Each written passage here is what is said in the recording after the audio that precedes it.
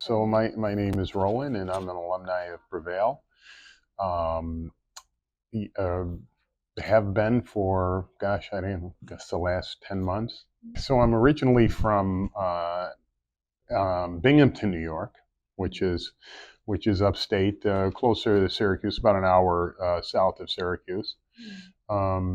So I have three brothers. I have two older and one younger. I have three boys, and I also have now four grandchildren. So yes, I time is just ticking. It really is. Yeah. So what I do, I've been in sales most of my life.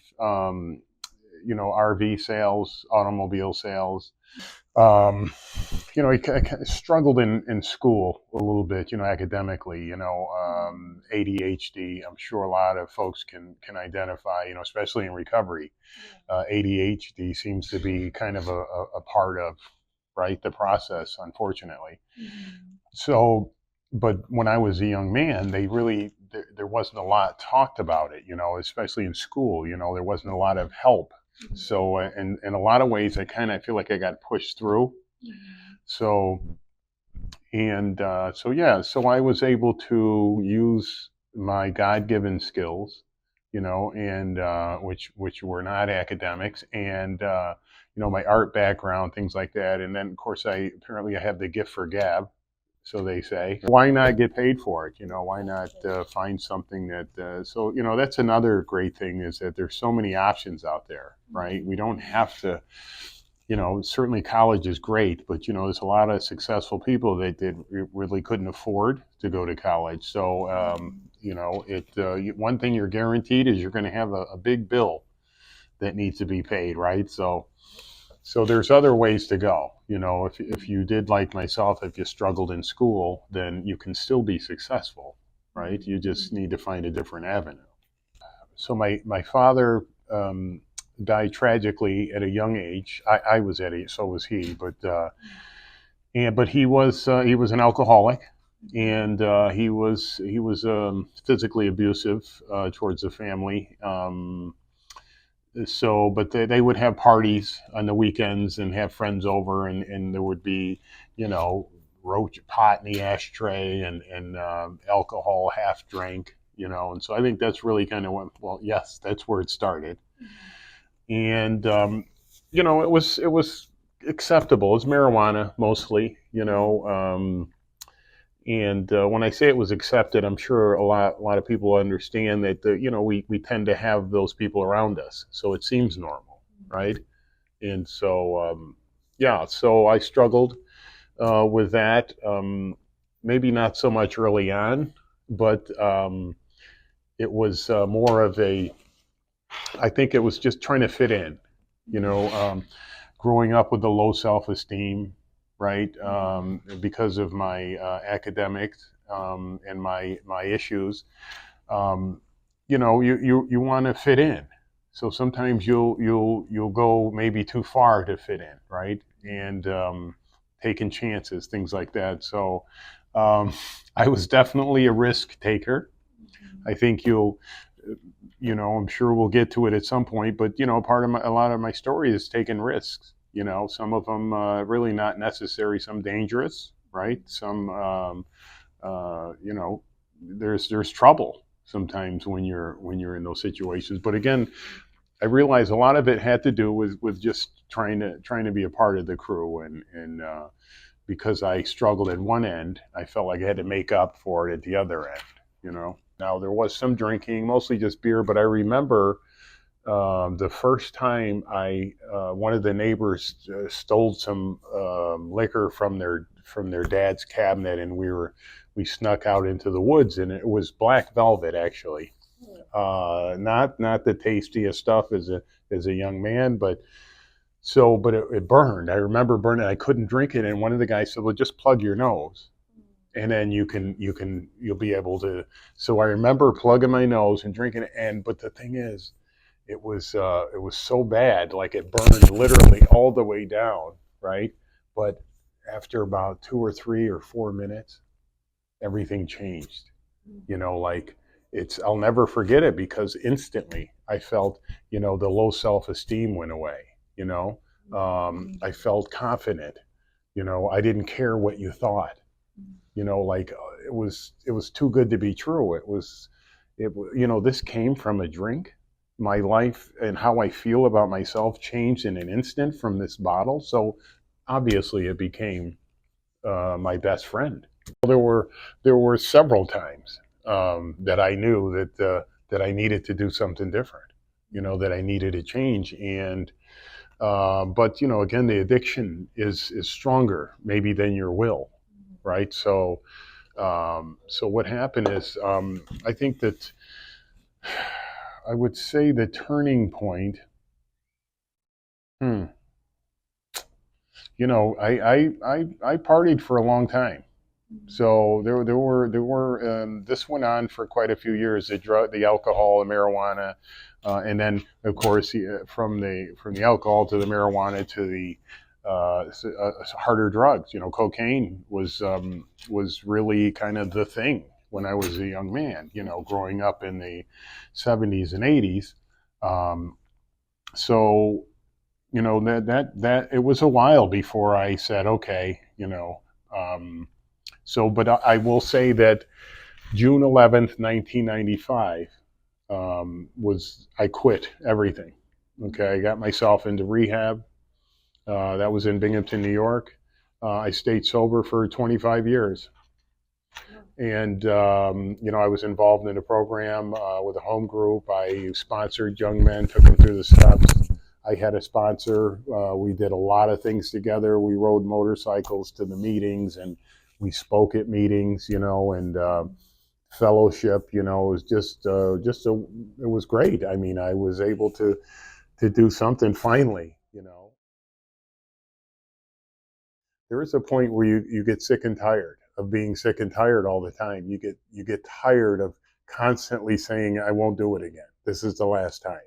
Okay, I really mean it. It's kind of like, when we want to go to the gym, right? Oh, I'm going to get a membership. I'm going to change my life. And that thing sits in your pocket.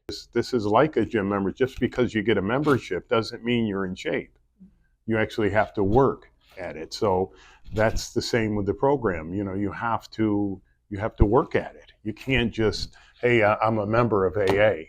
You I see it a lot. People go to the meetings and sit in the back. They don't talk to anyone. They don't have a home group. I get it. They're not sure. They have questions. I get it. But at some point, really, the program is not about the meetings. That's not what AA is. AA is not meetings. AA is the 12 steps. Okay. And the 12 steps just happen to be at the meeting places. If it's a good meeting, they should be talking about the steps. So after 25 years of sobriety, so I got married. I'm living in Tampa at the time. My wife's a nurse, and we have a beautiful place, and we play golf together. I'm just living life. Everything's great. And then COVID hit. Well, so with COVID, there were no meetings, right? The only meetings were online. Well, I found myself starting to get away from my support group. 25 years, even though I know this, I've heard it a million times, people relapsing after 25 years, because it doesn't matter how long you've been sober. You don't get a badge for that. You don't wear stripes on your sleeve, okay? It's every day, one day at a time, right? So I got complacent. The bottom line is I did what I heard people do and swore I would never do. And I found myself in a situation. I was playing golf. One of the guys had some marijuana. I started thinking, I guess the truth is I had some reservations in the back of my mind that one day I'll be an old man, gray and old, more gray, and, smoking marijuana, on the back porch. And that's really kind of, in some ways, even though I'm in the program and sober, that was a reservation. So I would say to anyone, be careful about your reservations. They will come back to you, right? So that's what happened. I smelled the marijuana. I asked him, what do you have? I knew what he had. I took a puff. I was like, okay, that's it. I'm happy. I did it. I'm not going to go pick up a white chip. After 25 years, I'm not going to say I threw it away for a puff. Okay, it was wrong what I did, but I'm at this point, I'm done, right? So this is the sneaky thing about this disease. It's cunning, baffling, powerful, right? So what happened is 3 days later, I get a call. Hey, Roland, can you play golf? We need another guy. And I show up, and it's a couple of the same people. And now I'm like, hey, listen, you got another one of those things? And the next thing you know, I'm smoking every day. Before I came in, almost 10 months, well, it's closer to 9 months ago. Um, so backing up a little bit, so my addiction kicked in all over again after 25 years. I didn't go back to my drug of choice, which was cocaine, but the marijuana. See, this is the other thing. I was smoking it alcoholically every day. I was high every day. In some cases, all day. As soon as the buzz would go down, I'd go out in the garage. I had 10 different types of marijuana in the garage. It's innocent, right? It's legal. Everybody's doing it. I have a bad back. I could get a marijuana medical card if I wanted to.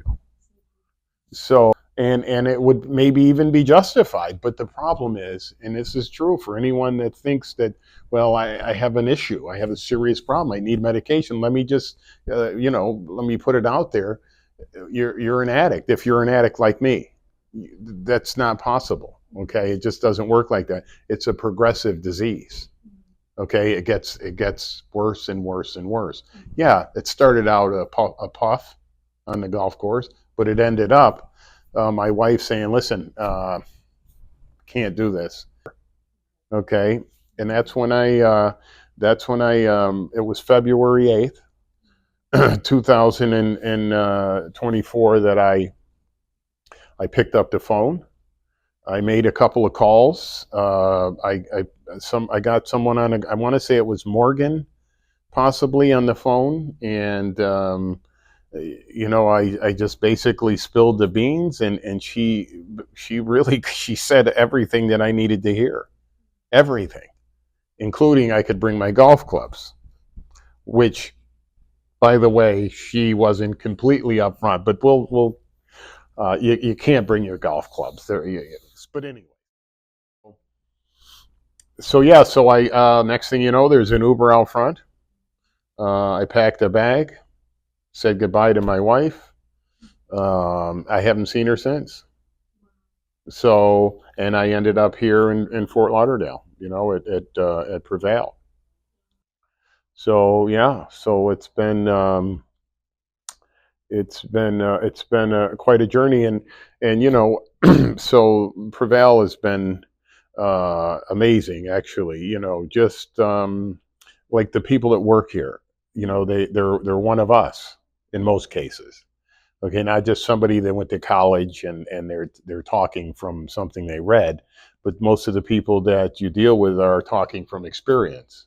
So it's very comforting when you're in a situation where you're in a different state, a different town. You're struggling with issues back home, emotionally. Okay, physically, maybe you're not in the best shape, and so it's there's a lot going on up here. Okay, and in here, right? So yeah, no, it's really nice to see people that really care, right? And that can talk from experience and not from a book. So I was impressed, very much so. In fact, in the book that I wrote, I thanked Prevail for everything that they did to help me get back on my feet. It's called African American White Boy. Okay, and it's now, it's not a book. It's more of a message. And it's basically about a black gentleman uh, raised in a predominantly white area as a young boy, and trying to fit in. I'm black, but I sound white, right? And I dress white, I guess. And so it was tough. Yeah, it was tough. The blacks didn't really fit in tight with them, and the whites didn't. So it was a struggle trying to find out where I belong. What is my identity? And still today, it's it's not the easiest thing. But yeah, buy the book, and then you'll it's on Amazon. It's actually pretty cheap, but well, I would talk both to someone that's struggling and also the family, because they're the ones that really get hurt a lot. Unfortunately, we tend to burn our family before we do anyone else. We take advantage of our family. So first of all, as a family member, I would say, that it's unfortunate, but sometimes what you have to do is sit back and watch your child try to kill themselves. It is what it looks like. It's so you think that's difficult to do? Yes, it really is. But I would say to parents, you can't be sending your kids cash. Okay, you can't. You can't be bailing them out all the time. If your child climbs up a ladder and falls and you catch them every time, they're going to keep climbing the ladder, and they're going to climb higher because they know you're going to catch them. But if they fall, and I'm not saying let your kid fall off the ladder, but it's different when you hit the ground, right? So I would say to a parent, you can't enable them. Okay, you have a choice. Either you enable them, help them continue to do drugs and alcohol. It may take much longer for them to hit their bottom than if you let them go. If you let them go, they may hit their bottom sooner, right? And I always said, why would you want to rob someone of their opportunity to hit the bottom? Because that would be sooner that they would get help, right? So, and then as far as an addict or alcoholic, and they know this, there's nothing that can be done until you decide yourself that you have a problem. If somebody else tells you have a problem, it doesn't work like that. Why don't you just stop? Why don't you go, just cut it down to a couple? It doesn't, that's silly. Okay. That's not how it works. So, obviously you need to hit your bottom. You need whatever it is. It's not the same for everybody, but there is a point where you get sick and tired, right? And it's sad. It's very sad, but it's unfortunate that a lot of us go through that, through life that way. Relationships, weight loss, gym, whatever. We have to hit bottom before we do anything, right? Um, but when that happens, there's a place here. It's called AANA. It's called the 12 Steps Program, and there's facilities like Prevail that again they take you to the meetings, they take you to church, okay, they take you to functions, outings. You're not just sitting in a room like I'm not going to drink. You get involved, and it's great how the process is that it's a step off.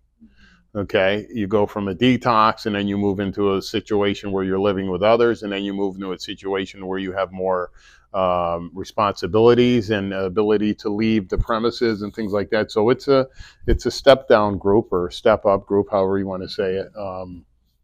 Yeah, no, these guys, they know what they're doing, and they get better at it every day. My responsibility right now is to live one day at a time and do the very best I can, and understand that tomorrow's not 100%.